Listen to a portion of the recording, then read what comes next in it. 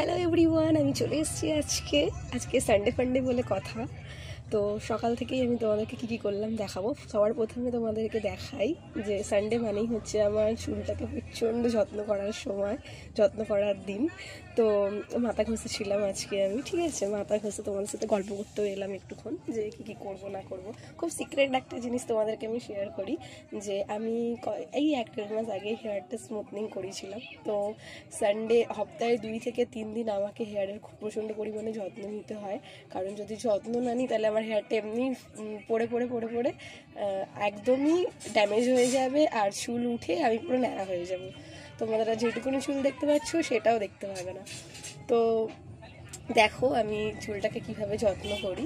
খুবই এখন স্পা আরও কিছু করিনি, সেটা তোমাদেরকে দেখাচ্ছি না, জাস্ট মাথাটা ঘষলাম সেটাই তোমাদেরকে দেখালাম। আর হচ্ছে আমি নতুন পেজ খুলেছি, তোমরা একটু আমাকে লাইক কমেন্ট শেয়ার করো, সাপোর্ট করো।